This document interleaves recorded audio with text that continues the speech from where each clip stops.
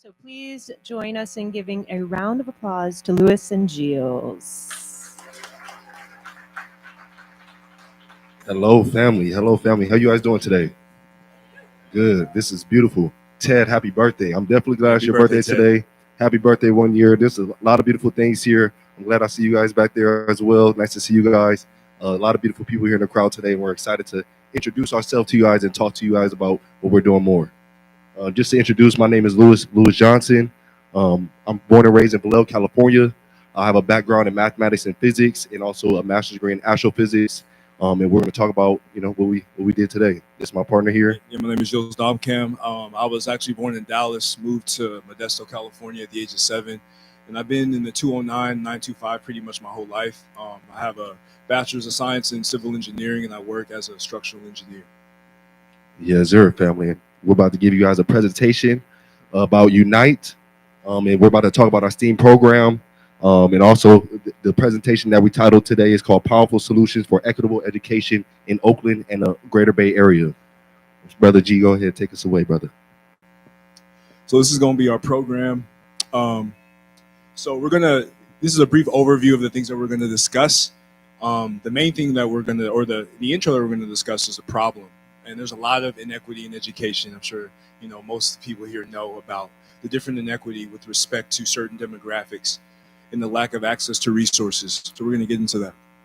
Right? So then we're going to discuss a breakdown of like how to picture this, because a lot of people, talk about, certain privileges or certain advantages that you may have, whether it's, you came from a 2-parent home, whether, both your parents were around, or whether you had resources, working class, middle class versus upper class. A lot of that, makes a difference, country of origin, whether or not English is your first language or second language. A lot of that can make a big difference in your ability, to excel in education, right?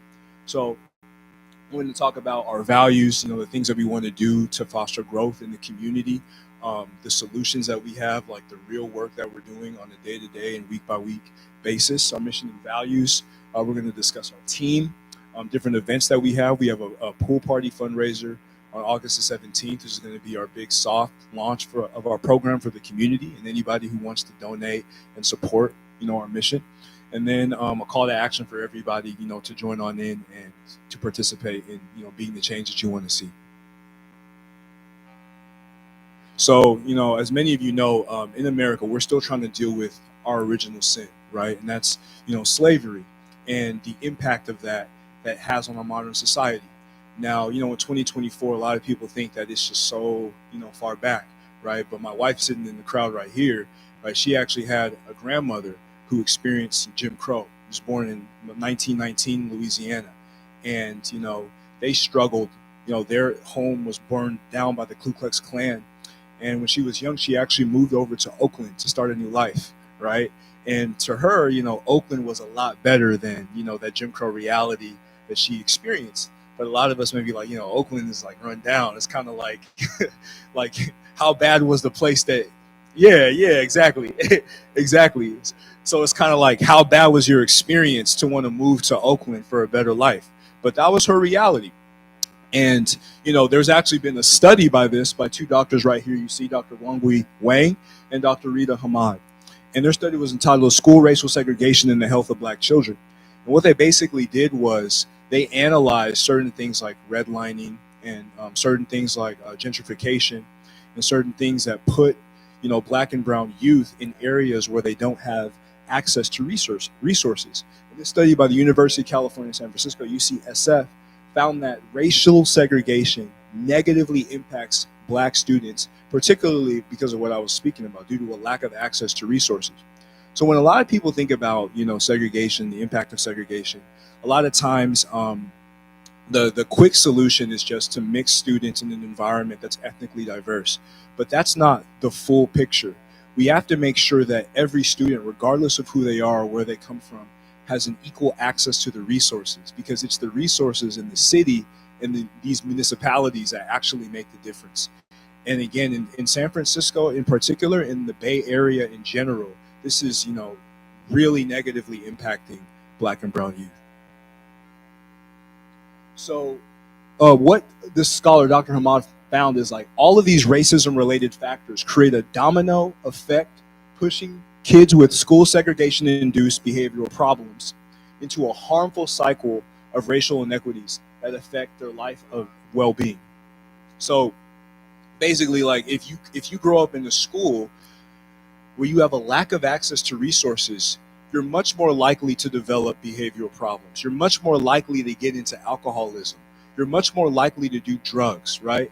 Whenever I'm in Oakland, I drive by International in Oakland, and I see girls as young as 14, 15 on the street as sex workers, right? And to them, they see that as their only option because they were put into a situation where nobody believed in them and nobody wanted to give them a chance, right? So the fact that there's a lack of access and distribution to resources is negatively impacting their communities and putting them on a life cycle of trauma and pain where they don't even have a perspective of how to improve. Their parents never went to college. They've never seen an engineer or a scientist or a doctor or a lawyer that looks like them, that shares their reflection. They don't even know how to conceive that, so they think that it's not possible. And they just choose to go down the route that takes them to a very, very dangerous place. So this is kind of just a cycle that you can see how, you know, the racial segregation, the lack of resources affects these inequities that we have in education and in social life, right? So on the first part, you know, again, children that attend highly segregated schools often start from a place of inequity where they don't have access to resources. There may be a bunch of potholes in front of the school that they can't get to the school. They may not necessarily have clean water if they live in a place like Flint, Michigan, you know, in the Detroit metro area, right? They may have a situation where it's dangerous and they can't really walk to school because they may get stabbed or robbed, or it's just not a safe space that you would want children to be living, right? And the fewer resources, particularly for kids with behavioral problems. So you have kids who may, you know, be diagnosed with ADHD. They may have some learning disabilities. They may even be disabled. And in many of these areas, there's not necessarily the input from these municipalities and from the political leaders to help these children. In a lot of states, you know, in a lot of cities, they may not even conceive of that. They might not even conceive that we need a program specifically for disabled kids, or we need a program for students with learning disabilities, or we need a program for English language learners. They may not even think of it, right? So there's a high teacher turnover. Whenever I was coming up, you know, there was always a thing where, you know, these teachers from the suburbs and wealthy areas, they would go to the lower income areas because they wanted to pay off their student loans, right? To basically kind of give them incentive, because most teachers, they didn't even want to deal with those types of communities. But the problem with that is you're giving these students teachers who really don't want to be there, teachers who really have a plan of, okay, once my loans are paid, I'm out. I don't really want to invest in this community. I don't want to be in this community because this problem can't be fixed, right? It's a problem that has existed probably since the beginning of this country and even before, and a lot of people have kind of taken it as it is what it is. There are some people down here, there are other people over here. You know, for those of y'all who are familiar with Calvinism and predestination and the doctrine of grace, some people may have a theological backing to that philosophy, but it's not true. It's definitely not true. So crowded classrooms, less attention. You have some of these classes, they have 40 students in the class with one teacher, right? Now we like to keep a 1-to-5, you know, teacher to student ratio in our Saturday school program, because it's important to have teachers that care about the students. They actually see if they're having a good day or a bad day. That could talk about the problems at home, right? That could feed them if they look hungry, right? That's basically care for them, because we are caretakers of these students in our communities. And when you have these crowded classrooms, because there may not be, you may have a city with 1 million people, and there may be like 3 middle schools or 4 high schools. And all of those kids have to deal with those schools, and the schools are poorly funded, and it just creates a cycle of inequity that's really difficult to get out of. And again, you have harsher discipline and more police interactions. You know, my partner Lewis here, he had an experience teaching at San Lorenzo where there was a situation where a student had brought a weapon to the class, and the police actually came to the school and arrested these 12-year-old kids. Now, that's a super traumatic experience. He actually didn't have a weapon, but so that's even worse. Yeah, the accusation of having a weapon was enough for these police officers to arrest these students. Right now, you know, in a wealthier environment, right, they probably wouldn't have done that, right? So this is a problem when you have harsher discipline and more police interactions in these places, it creates a sentiment of distrust where, you know, these students, these children, they feel like, no, these police are not here to protect and serve. They're my enemy. And when they have that outlook on life, that's just going to precipitate into other areas. And they're not going to see a society as a place that's welcoming and a place that they could grow. They're going to see it as a constant struggle that they have to overcome. And with the lack of help, right, it basically creates this division that is difficult to eradicate within our society. So this is also going to lead to lack of access to resources, poor health and well-being, right? So again, as we discussed before, these students are much more likely to have behavioral problems, much more likely to get into drugs, much more likely to use alcohol at a young age, do sex work at a young age, you know, engage into fights, right? And even potentially end up in, you know, juvenile hall, right? So they have a low educational attainment due to these factors, and a lot of their future potential is just, you know, completely eradicated being in these types of situations. So through the integration of resources, you can have a higher quality education, greater living potential, and a greater well-being overall. So again, we want to reiterate that it's the resources that count. It's the resources that count within these communities in order to get the students access to the different tools that they need to succeed and to live out their dreams. So this is another study conducted particularly in the city of Oakland by Families in Action. And they studied 45,000 students in all of the public, private, and charter schools in Oakland.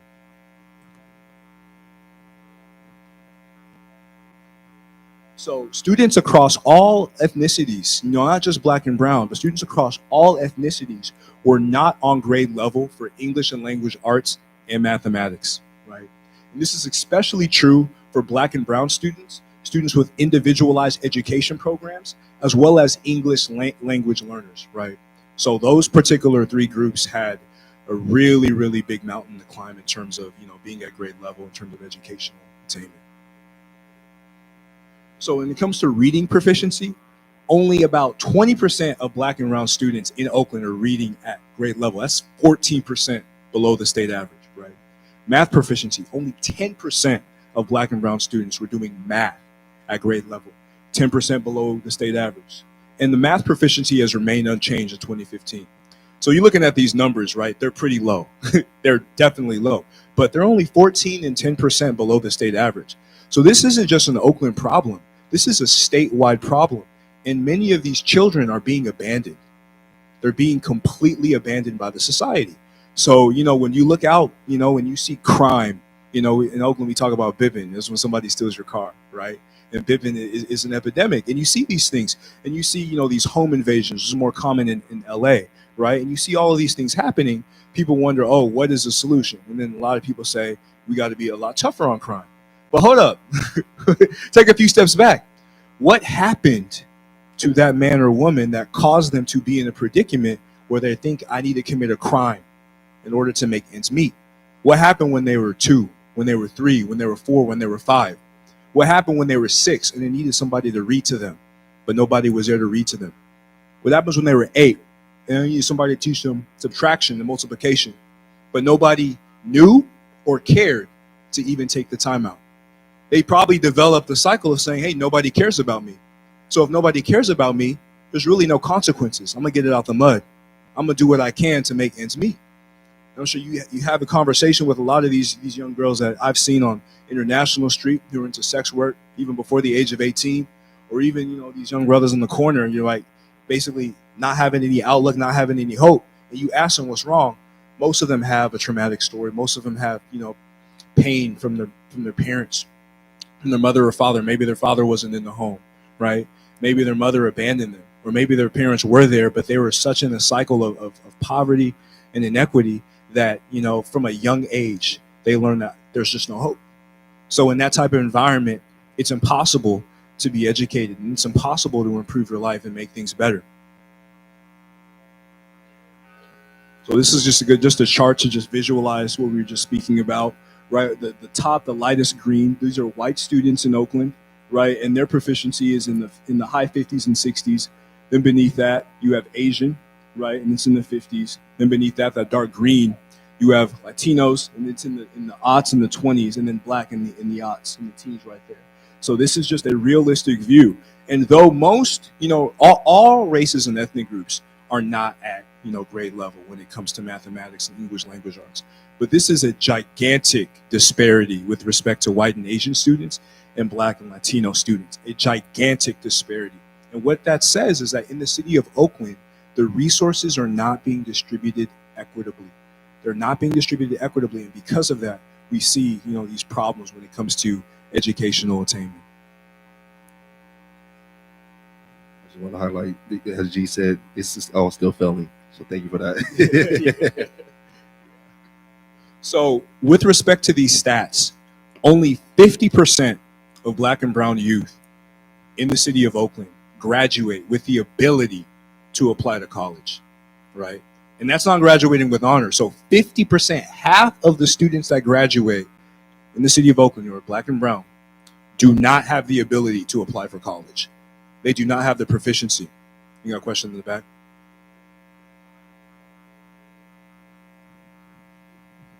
Yeah, can you just define what the ability to apply to college means? What does that refer to? So this is basically going to refer to like grade point average mainly. Like certain colleges have a minimum grade point average. If it's a more elite college, it's obviously higher. But most state schools are going to be around like 2.0 or something of the like. And you basically have these students barely skirting by 50%. And they don't, unless they... So not being eligible, in short. Yeah. So at this current rate, it would take 80 years, 4 generations, for the majority of black and brown youth to be at grade level. 80 years. So if you remember the chart or a few slides back, we were talking about how it was 10% and 14%, below the grade level. Think about what that's going to look like for the entire state, and think about what that's going to look like for the entire country, right? And I remember taking the Casey when I was in high school here. I don't know if it's still called the Casey, but it's basically like the California state exam. And those problems weren't really, they were probably like 6th, 7th grade, 8th grade math level, basic reading level. And the fact that it would take this long in order to close that gap, it shows you the inequity in the distribution of resources and what needs to change.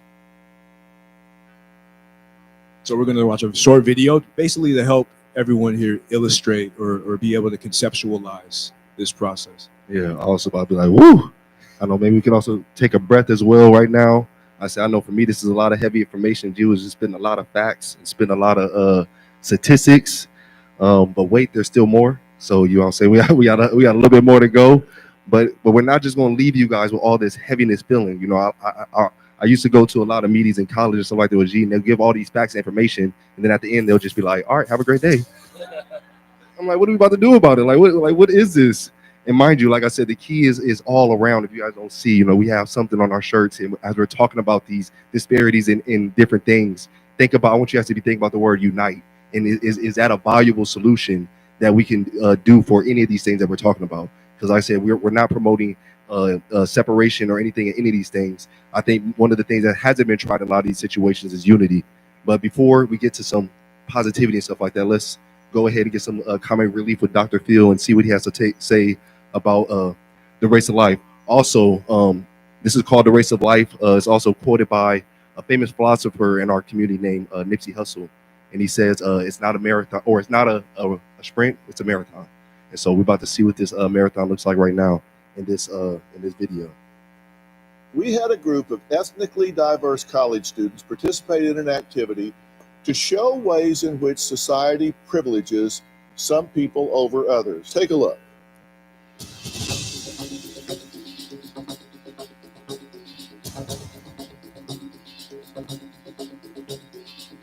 I'm going to be asking you a series of 35 questions. If your parents work nights and weekends to support your family, take one step back. If you are able to move through the world without fear of sexual assault, take one step forward. If you can show affection for your romantic partner in public without fear of ridicule or violence, take one step forward. The experience today definitely helped me see the world in a different perspective, I kept stepping forward. And as I was keep going forward, it was like, am I really that privileged? I didn't feel like I deserved to be up there. If you have ever been diagnosed as having a physical or mental illness, if the primary language spoken in your household growing up was not English, if you have ever tried to change your speech or mannerisms to gain credibility. I'm from a small town in Connecticut, so I've heard like I live in a bubble. Because I'm white or because I have blonde hair, like, doesn't mean I should be in front of them. If you can go anywhere in the country and easily find the kinds of hair products you need that match your skin color, if you were embarrassed about your clothes or house while growing up, if you can legally marry the person you love, would never think twice about calling the police when trouble occurs, take one step forward. I'm already a double minority, being African American, also being a homosexual male. I'm always like expecting myself to be further back. If you can see a doctor whenever you feel the need, if you have ever been the only person of your race, gender, in a classroom or workplace setting, it felt like those who were in the front were more comfortable. There was one female behind me. It felt like being a woman possibly come on with an extra challenge. If you get time off for your religious holidays during your high school and college years, if you have ever felt like there was not adequate or accurate representation of your racial group, sexual orientation group, I think one of the biggest things that I have counting against me would be just sexuality. It taught me that there's still a long ways that we as a society need to go. If you have ever been bullied or made fun of based on something you can't change, take one step back. Looking at the people behind you, it just makes you think about why people don't get the opportunities that I do. There were more than 50 books in your house growing up. If you studied the culture or the history of your ancestors in elementary school, if you were ever offered a job because of your association with a friend or a family member, was ever laid off or unemployed, not by choice, if you were ever uncomfortable about a joke you overheard related to your race, ethnicity, gender, appearance, or sexual orientation, take one step back. Thank you all for participating today. I'm very aware of my white privilege, but it really showed through when I looked behind me, and most of the people in the very back were people of color. I was in the back. I'm not ever in the back of anything that I do. Being in the front made me feel uncomfortable. It's an awkward feeling to like be up there and know that like everyone behind you can look at you, right, but you can't look at them. I landed in the very back of the crowd. I was a bit surprised. I didn't have very much growing up, but I've always thought that there were other people who had less.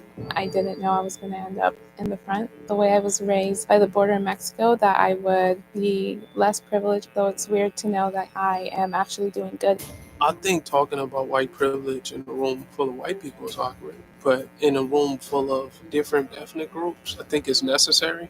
It's a very sensitive topic. You don't want to offend anyone, but it's true. There are racial and social disparities in America, and these issues need to be talked about.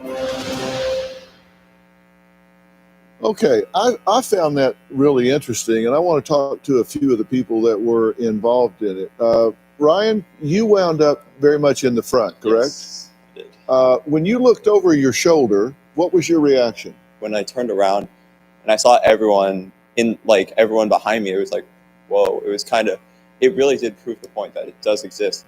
Did you then or now feel like you've done anything wrong?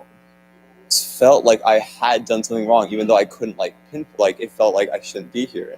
Randy, stand up if you will. You were in the back, correct? Yes. How'd you feel? Well, I definitely felt like being in the back, you got to see everyone else, but those in front of us didn't get to see us. Wow. So. Yeah, interesting.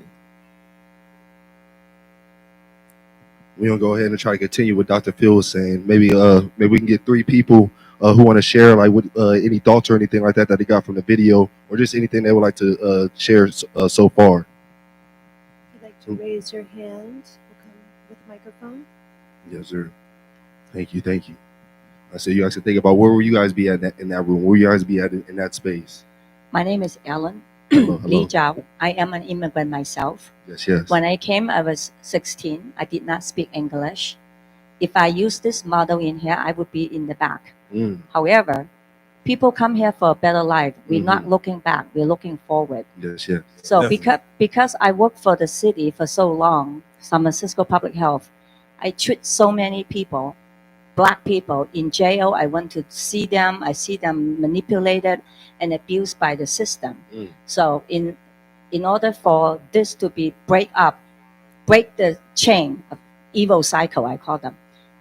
You, the people, I'm talking about the faith community within the Black community, have to rise up and take care of the people like we Chinese people do. Yes, sir. Definitely. We got to hear about it right now. That's why we up here. But also just to be mindful as well. I said this was a race of life, and that wasn't the race at all. That was just the starting line. You know what I'm saying?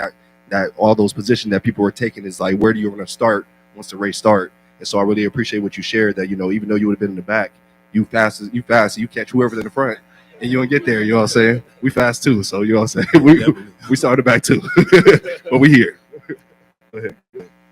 This was such an interesting experiment because I've only seen this done in a mental health capacity, where the questions that get asked are blindfolded, and you keep walking forward, and then everyone takes it off, and you realize that everyone has been through difficulty. So this was a really wonderful way to look at our privilege and then to hopefully reach our hand back.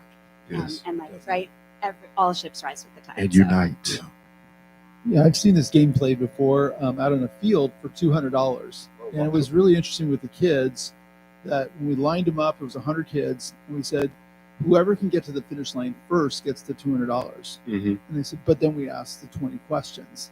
And the race for the person in the front was 2 steps. For the other person, it was almost 100. See, that's a perfect example. Yes, and thank the you. $200 was given to the person, and he's like, I'm not taking this because he goes, I'm only taking 2 steps to win this race. This is crazy. It's totally unfair. Wow. That's a beaut. That's what we wanted to do that game, but it would have taken so long. So I'm definitely glad that you expressed that. But like I said, we say the race of life or the game of life because that's what it is. You know what I'm saying? And if the person in the front can realize that, you know what I'm saying, they don't need to, or if it was an unfair opportunity, and maybe they can spread the money amongst everybody else in there. Maybe we can be able to get some other solutions. So just a quick little video. Who we are. So I said our answer to this solution is uniting. And I don't know if you guys saw in the video, but what unite means, if we can go to the next slide.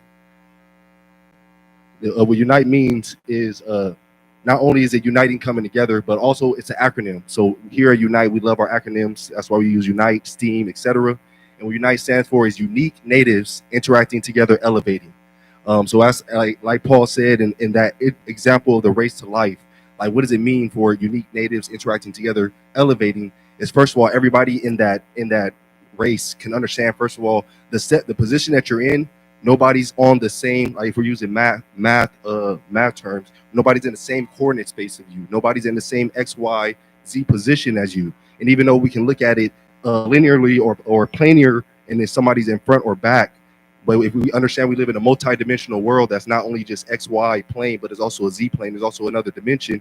That's not that point where you're standing at is actually a significance of your uniqueness. You know what I'm saying? If you use your uniqueness to interact with other people, like, okay, yes, I may be 2 steps away from the $200, but the person who really needs the money is a person in the back who can build the house that we can all live in. So then somebody in the front passed to get that $200, let's pass it back and keep passing it back and get it to the person who needs it. And then, we keep working together to elevate ourselves as a society. So this is, I feel like this is a tech space. And in this space, there's certain things that I learned as an astronomer, from a scientist like Michio Kaku, who talks about the different type of civilizations: type 1 civilization, type 2 civilization, and type 3 civilization. I said one of these, we believe that uniting will actually get us, because we're also not at a type 1 level civilization. And what that means is that we're able to use all the resources on our earth efficiently, effectively, and growing together. And as we just explained, we're talking about ending homelessness. We're talking about these certain problems. We're obviously not there yet. And so, like I said, one of our solutions is uniting. So just also give you guys some more background about us as well. Like I said, the information that we're giving was heavy for me personally. And I'm pretty sure was even heavy for my partner, brother Giles, here as well, doing the research and being able to come up with this information. And I would say the reason being is because we are part of those products. You know what I'm saying? Those data we're showing, we're not just, you know, like they put that data on us as well. You know what I'm saying? I said I'm a mathematician, a physicist, and my brother here is a civil engineer. And I said we have to go through certain experiences in rooms that look very similar to these as well, to be able to, you know, continue to go. And so how this story started with me and brother Giles is that we were both, you know, in college. You know what I'm saying? We just recently came from our city. Like I said, I'm from below California, where poverty is very heavy out there. Like I said, I didn't realize I was actually black until I left there, because everybody's black there. I'm being serious. I thought I was like Albert Einstein. I'll tell you the truth. I was like, yeah, they call me white boy in my city. You know what I'm saying? So it was a whole different perspective when I went to college, and they like, who are you, or what are you doing there? I'm like, oh, I thought I was supposed to be here. You know what I'm saying? And so, you know, I ran into my brother Giles, who had, you know, similar experiences. Like, we're both walking around like, hey man, like, you know, are you feeling what I'm feeling? You're like, yeah, like we're both feeling similar situations. But also my brother Giles also was very connected to his culture and community. And he had, like, you know, like, for example, I would tell him the people I admire, like Albert Einstein and Stephen Hawking, because that's who I would see on the test and the things like that. And I was like, you know, that's why I wanted to be physics. I wanted to get a Nobel Prize and stuff like that. And what Giles would talk to me about, he's like, oh, do you know there's you know, somebody, a black person that do this? Like, do you know about Louis Latimer? Do you know about Benjamin Banneker? Do you know about these people that are doing things not only back in contemporary time, but also today as well? And him telling me that was very inspiring and motivating to me, because in college, in my first few years, a lot of times when I'm walking to the physics department or my math class, you know, they're asking, oh, are you supposed to be here? Is this the right place that you should be? Like, what major are you? And I say physics major, and they're like, business or a diff, or like, oh, are you an athlete? And I was like, I wish, you know, I'm not, but I'm, you know, I want to dunk and everything like that too. But like, hey, don't rub it in my face, man. So just, you know, just being able to hear those things and do those things, like, I felt very isolated. You know what I'm saying? I didn't feel like I belonged all the time. But then, you know, meeting brother Giles and having those stories being told that, you know, we also have sciences, we also have these things. It also gave me power in what I was doing, and then regain my confidence in the path that I was going in. So like I said, not only did we do that, but like our goal is to really empower underserved children to excel academically. Because like I said, not only are we're just thinking this thing, this also helped us get to where we need to go as well. Hey, brother Yakubu, you up in here, brother? Shout out, yeah. All right, shout out, brother Yakubu up here. He came to one of our Saturday schools. It's our Saturday school. One of our star students right here, William right here, one of the youth that we're working with. You can go ahead, brother. And so, yeah, just talking about our mission and vision. So our vision is to transform at-risk communities through culturally relevant education that inspires innovation and academic excellence among underserved youth. So like as brother Gilles showed in his picture, I said a lot of, like, we're talking about here at We Love San Francisco, we're trying to solve in homelessness. That was Ted's wish. We're gonna about to make that wish happen today, you know what I'm saying, for his birthday, just for him, for sure. But like I said, the way that we see that happening is being able to break the cycle young, you know what I'm saying, break the cycle at the youth level, rather than reaching them when they're already outside and doing these situations, because at that point, you know, there's, like, we all know how adults can be. We all have our routines, we all have our ways, and even if it's negative for us, we want to continue to do that, you know what I'm saying? But if we teach at a young age that's not the best thing, then, you know what I'm saying, then when you get older, it won't be there. Our mission is to empower marginalized children with transformative education that improves literacy and motivates them to seek careers in STEAM and art and the arts. And we're going to break down that in a second. But just in general, what Unite is trying to do, can I see a show of hand? Anybody heard of Maslow hierarchy of needs? Yes, sir. Okay, you guys are well educated, well read. You know what I'm saying? Hopefully, we're all at the top up there at self-actualization.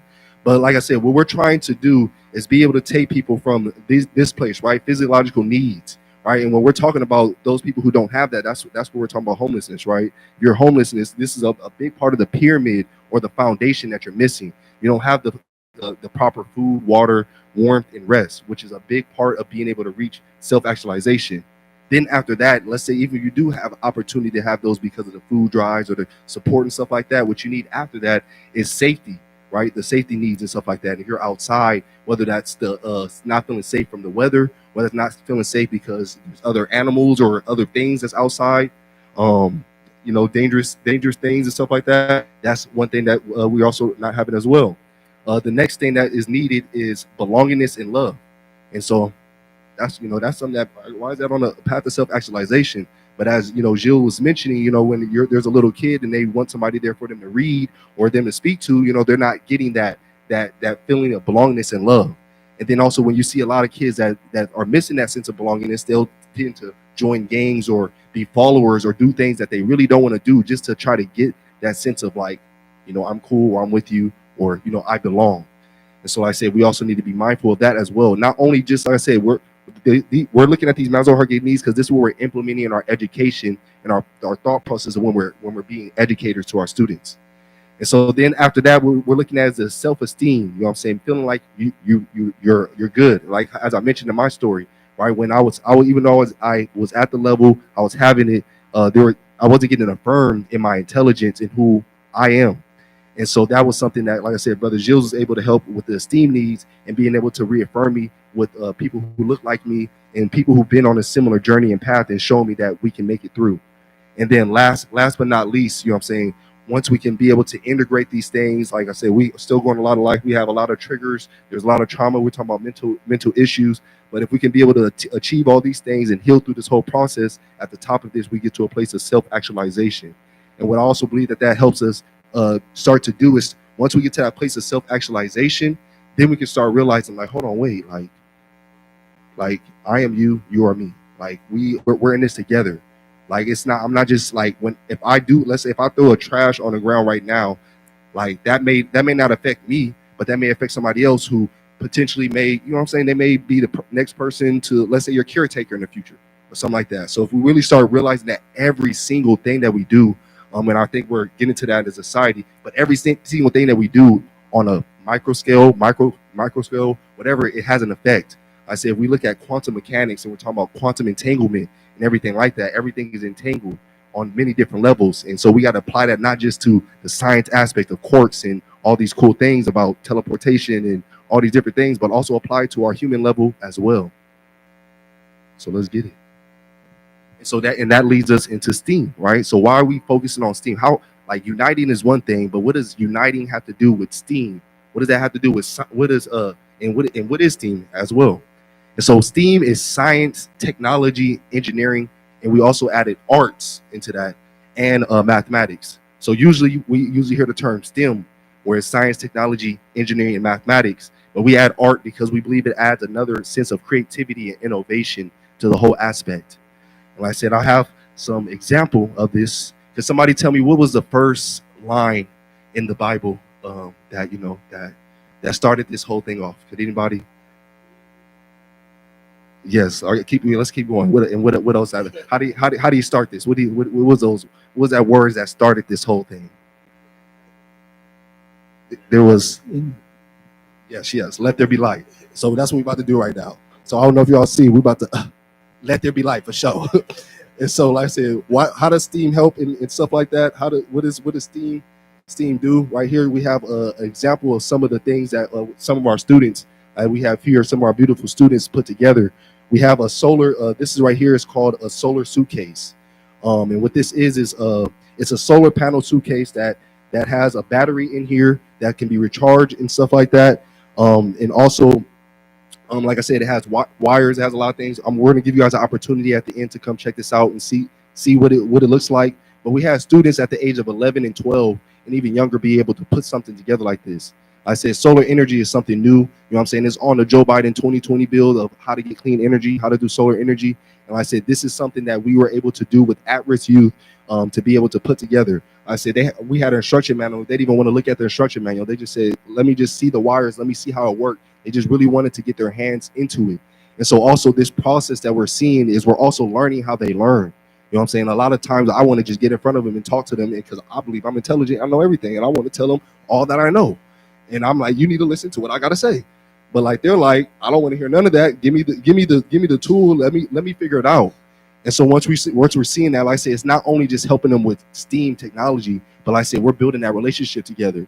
They're also seeing like I can do something. I'm not just breaking things, right? I'm not just having a PlayStation controller and raging, throwing my controller, breaking it. And like now, we're also trying to teach them is even if you do rage, if you do break your controllers, we can teach you how to fix it. You know what I'm saying? We can definitely do that. So go ahead, rage on. You know what I'm saying? And so that we also mentioned that to show how is esteem integrated in our process and how this is also uniting. But also just to highlight this a little bit more, like I said, we're talking about homelessness as well, right? So like I said, if you have the skill set to be able to get energy, I say right now this is one use of it. We're using it for a light, but this is a car charger port. So anything that can be able to connect to a car charger port, or you can connect a inverter that where it has a plug in there that you can use a USB and you connect any different devices that probably can be charged by a 12-volt battery. But we can use this even for, let's say we can get a lot of these kits, get the average use to make it. Now we can go ahead and distribute this out to the homelessness so they can now have electricity and stuff like that at nighttime, and so they can be sustainable as well. And so like I said, that kind of feeds into our values, right, that we communicate about. Our first and most important value that we have is community.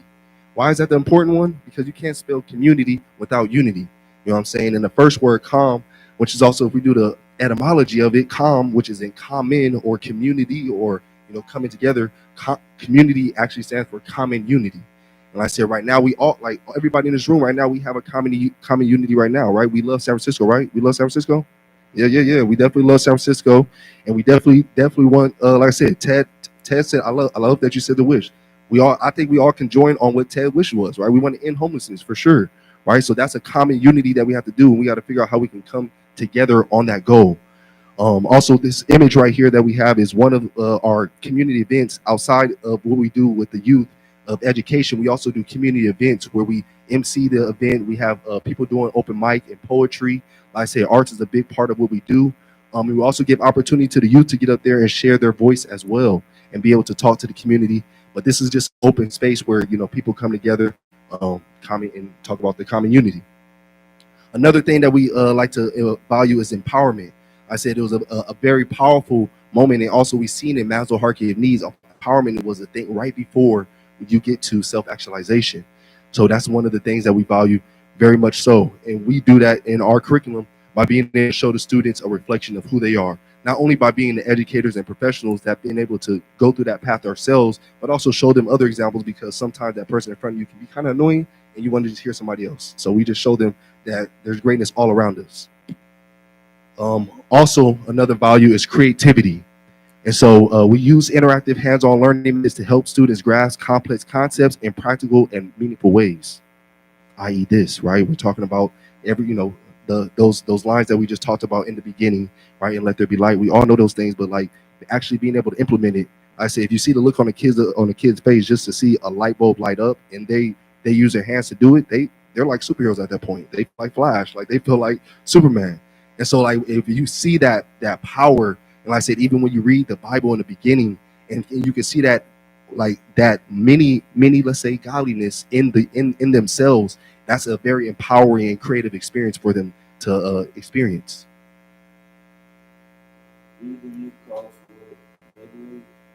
Go ahead and listen to this real quick. This is one of our students right here reading Bill of Rights.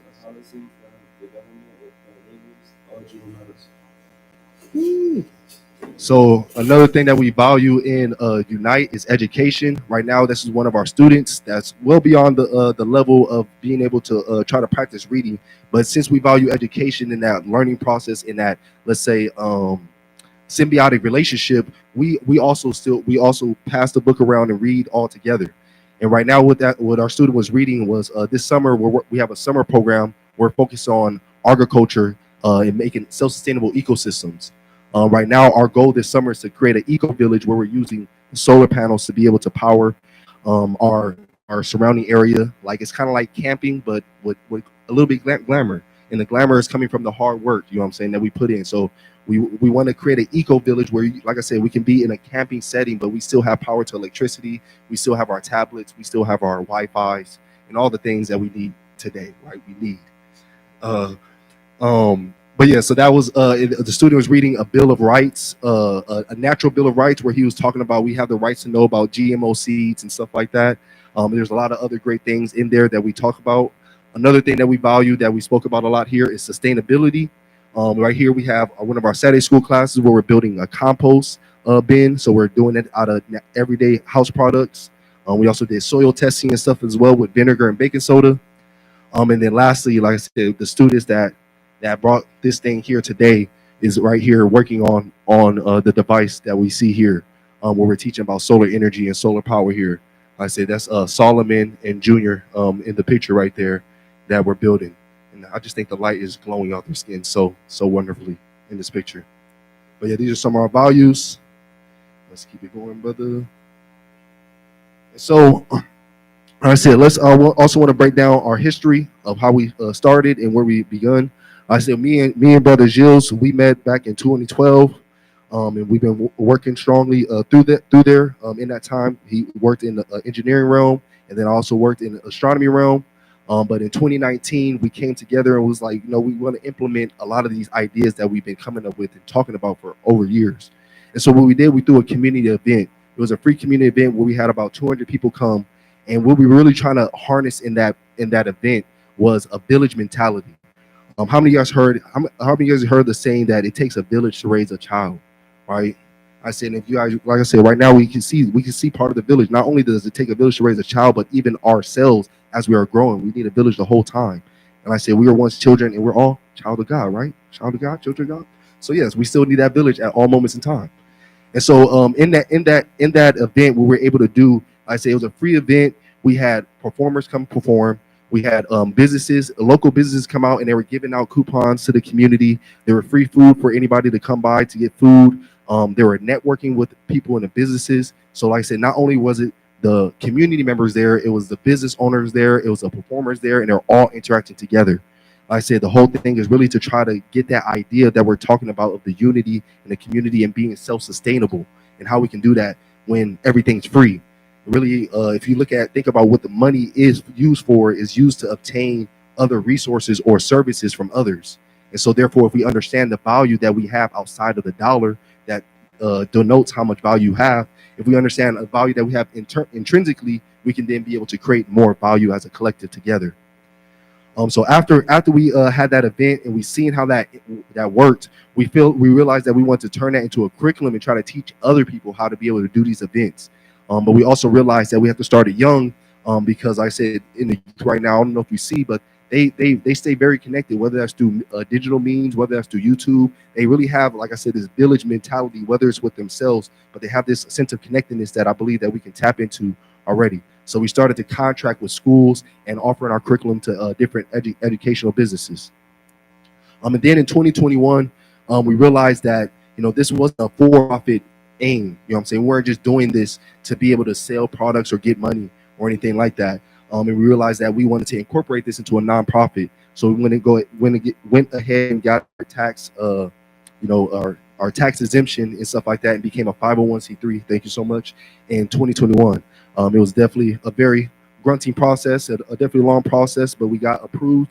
And when we incorporate our nonprofit, we have to have a goal, and our goal was to have a self-sufficient boarding school.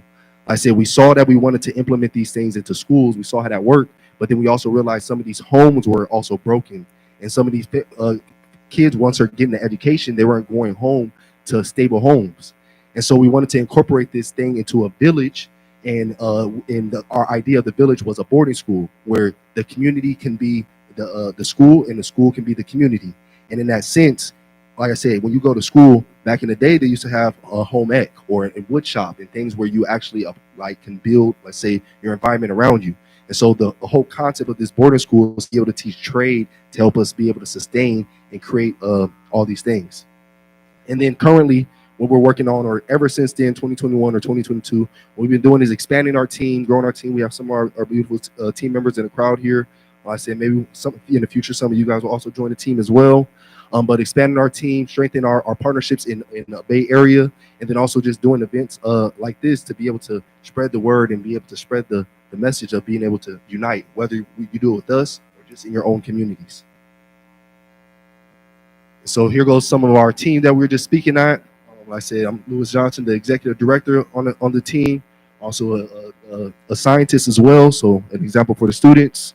We got I'm Giles Domkam, director of the curriculum. So basically help when it comes to like theorizing the curriculum that we use and applying it to our everyday STEAM activities. Yes, sir. And also engineer as well, with over 9 or 10 plus years of experience in the engineering. We also have Issa Bay, who is also another engineer, a mechanical engineer. And he's also our lead educator as well. He also has his own organization called, which is also titled his name Issa. But it also it's a tutoring educational business, and so we work with him with his expertise, and then also someone who helps us be organized and also help organize these beautiful pictures that we have here is Jasmine Johnson, who's also our executive secretary. And so this is our exec team, but we definitely have many more members on the team as well that we didn't put up here, but we have a lot of volunteers and members that are helping us on a consistent basis. I said I would love to, if I had a mirror option up there, I could put a mirror up there, and so you guys can see yourselves up there as well. And so also we have some very valuable community partners that we work with. One of our important ones is Karen Spain. Like I said, what his name is organization is Healing the Ma'afa, and what Ma'afa means great disaster. And as Jill mentioned in the beginning of the original sin, talking about slavery, Ma'afa is really talking about the great disaster of slavery to the African diaspora. And so what Brother Karen does is he teach reading and literacy, and also has some different philosophical approaches, but also helps teach us different languages, different concepts such as Ubuntu, Ugamuntu, or Ubuntu, which means I am you, you are me. Being able to come together. We also talk about stuff like Sankofa, going back, Ma'at, which is truth, Wimi Wasu, which is a great awakening. And so he teaches these words that have these great concepts to them. And then we also teach the children that as well. We also, another partner of ours is John Bryant. He's out of East Palo Alto, where he has a Build, Play, Learn labs. And so we work with makerspace things. So we have access to 3D printing, laser cutting, wood shop, and stuff like that, things of this sort. And he's kind of like the expertise on that realm. Also, right now we're developing a partnership with an organization called Baby Yale. That's a very funny name to me. But it's a child care service organization. So as mentioned before by Paul, we work with all ages. I said the ages that we focus on is ages 7 to 17, just based off of the developmental ages, but that doesn't exclude anybody. I said we worked with as young as 1 year old, and I'll even say even in the belly. And then we worked as old as a grandparent. It just because they wanted to be there with their students. So when we're doing education, we're focused on that age range, but we want everybody to be educated. Like even us as the teachers, as we're educating the youth, we're learning so much from them in the process. So yeah, Baby L is an organization we're working with, and then also we have a Sade Domkam as well, who's also been helping us as well in digital marketing and everything like that. That all these beautiful presentations that you guys see here with us today. So just some things that we have accomplished over the years that we've been working. We have over 1,000+ hours in educational hours, whether that's with tutoring, whether that's with mentoring the students, whether that's going to schools and doing presentations. We've definitely been doing this, like I said, on a grassroots level, just going to talk to people and educate in that process. We have over 10+ partnerships that's helping us right now as we're talking about. Some of those we just mentioned, but some other ones is Ace Makerspace, which gives us access to 3D printing and stuff like that. Oakland area, Oak Stop, where we host a lot of our classes out there in Oakland. And we have a couple of more as well. We're also looking to be able to part of with city teams as well to be able to support you guys and whatever y'all need as well. We also have 10 years of experience in education and also just our professional perspectives, such as being a scientist or being an engineer. So we also help pass that on to our youth. And then also right now we're within the last year we had about 200% growth in our services and also in our team. Yes, sir. Thank you guys. And so now to the good part, like I said, our call to action is initially just our name as well. But let's go ahead and see how we can be able to achieve. Do you want to take that? Yeah. So these are the next steps as you want to support us. We have what we want to be an annual fundraiser for our program on August 17th. It's actually Marcus Garvey's birthday as well.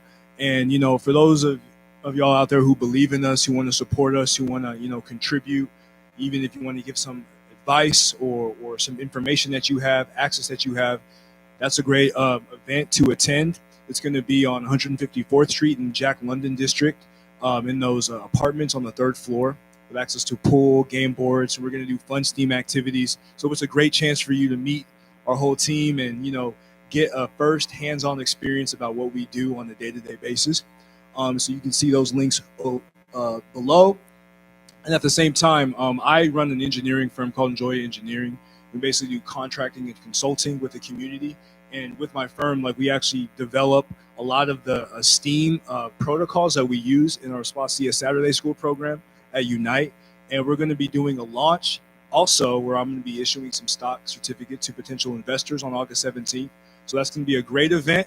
Hit me up in that email if you're interested, and hit the other links if you would like to support us. You could also scan the QR code for the links as well right there on Unite. And with that, are there any questions that anybody has? Here. Thanks a lot. Learned a lot. Sometimes I don't really like mics because my voice is too loud. A key question, or the main question, is this. So you have if you go to the previous slide, please. You have the donate link up there. What's your, let's say, minimum suggested donation size, and what's your ideal range? On the link right there. Thank you, brother Yaku. I think you trying to get some money for sure. I appreciate you. But yeah, on the link, on the link in there, it's a PayPal link, and it actually has 3 different suggested payments. It has $25, $50, and $100. It also has a goal that we're trying to achieve as well, which the goal on there is set right now $100,000. And with that goal, we'll be able to go towards is, I say, we're working with Baby Yale, which is a child care service organization, but we're also looking to work with them to grow it into a school as well that we're working with out of Brentwood.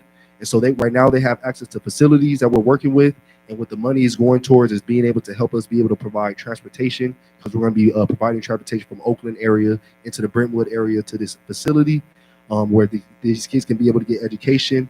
I said also we're looking to be able to buy more things such as these cases here. We're also looking to get uniforms as well to be able to let people know.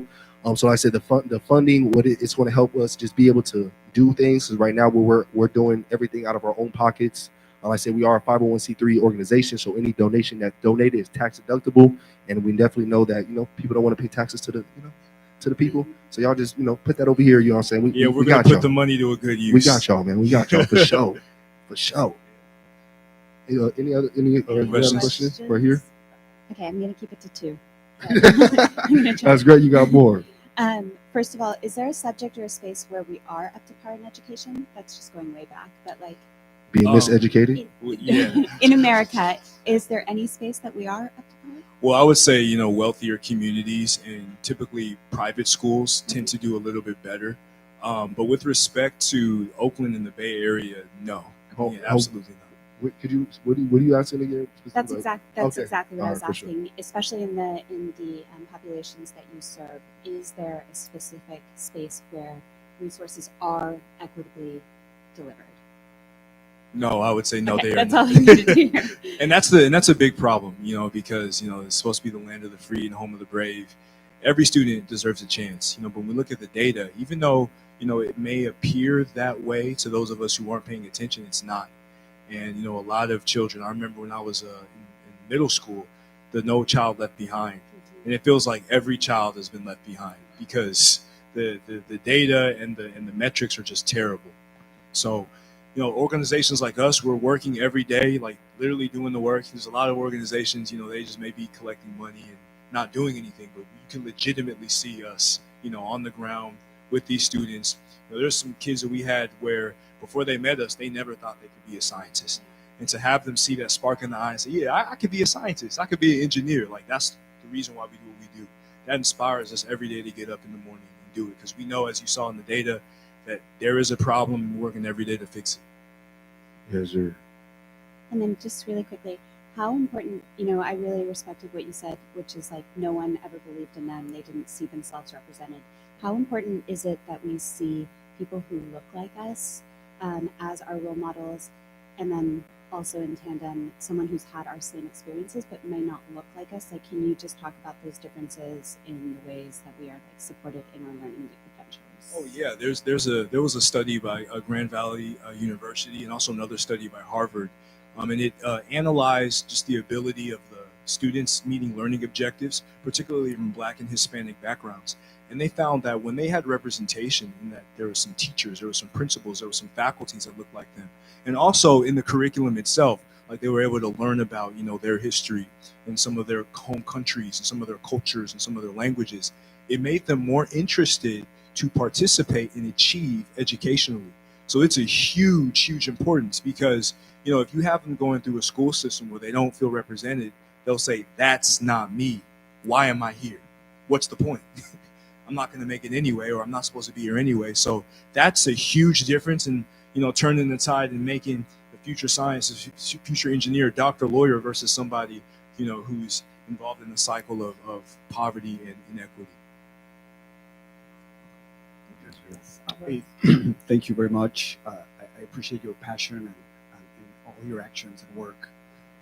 So I just wanted to ask your your thoughts on something I've been thinking for like a couple of years. Like I love that you brought up the Maslow pyramid and that you use that and frame it and use it and structure your work based on that. So one idea is to update the Maslow pyramid and at the bottom add a spiritual layer. Because we have someone, we have, if you're not religious, you can just think of God is inside of us. Yes. So if we love ourselves, then we feel that we deserve to go enter in that path to self-realization. Mm-hmm. And that's something I try to implement in my work as well, to create that layer. And I think that would be helpful to help people in general to bring them in. Because we're all born with that, with the spirit, all the sentient beings. Yes. Not just humans, right? And then that spirit gets like hammered. For sure, by 5 years old. So For sure. love to ourselves, I think, is that layer. So what are your thoughts of updating that and creating that I appreciate that. Thank you so much for that. Definitely. I do believe there's a lot of things that we can update with that. But specifically to what you're saying, how I see that the love part, I see that as like the let's say the y-axis, the thing that allows it up. Like the more you love yourself, the more you get to that level of self-actualization. And that's why what I was saying is once you get to that level of self-actualization, what I believe is the highest level of love is the fact that I love myself so much that I'm looking at you and I'm literally looking at you like, oh, I see me. Like wow, like even though you say you've been thinking about this for years, that everything you just shared, like that to me is the thing that helps us get from the physical logical needs higher than that. But like I said, I'll also say that in when we start talking about like that, Maslow hierarchy of needs no longer becomes a pyramid because that's now linear. But because even though you can have self-love, you can be having self-love and be without physical your physical needs. Or you may be homeless, you still may feel like you're great and have self-esteem, but that stuff may not be around you. So it's not necessarily a pyramid where that's the foundation, but it's actually like a sphere or a circle where all these things simultaneously needs to be filled out. And like I said, you start from the center here and expand out and reach all of those things. So I would say I would like a Maslow hierarchy of let's say expansiveness. And like I said, the more you have self-love, the more you're able to obtain those things. Because also, like for example, yesterday, like there was somebody, a homeless person outside, or I don't know if he was homeless per se, but he was outside asking for money. And I said, just the way, like I said, I just the way that he was looking, or just the way that I don't know, I felt something inside. You know what I'm saying? Like he wasn't like trying to let me get the, like he was just asking my counter, like, hey, do you have spare change? Like, and if you do, like, can I get it? Like that's a person 2 steps ahead right there with the $200. Like he just asked, can you pass it to him? And so when I heard that, like I said, I'm like, okay, I was able to give to him more. So like I say, I believe the more that we have that self-love and that love of self, that care of self, more people around us are able to then work together with us and like try to connect and stuff like that. So I see it going like that. And then another expansion that I see of the Maslow hierarchy of needs is being able to like create that with different, like we all have our own Maslow hierarchy of needs that then leads to like this whole, the world Maslow hierarchy of needs. So yeah, making multiple. Yes, that one. Yes. See, look, there we go. We already there. You see that? Quantum entanglement right there, family. We showing it. Do we have any more questions? Let's go ahead and wrap up. First of all, Never doubt that a small group of committed individuals can change the world. Thank you so much for the work that you're doing. Please give them a round of applause. I'm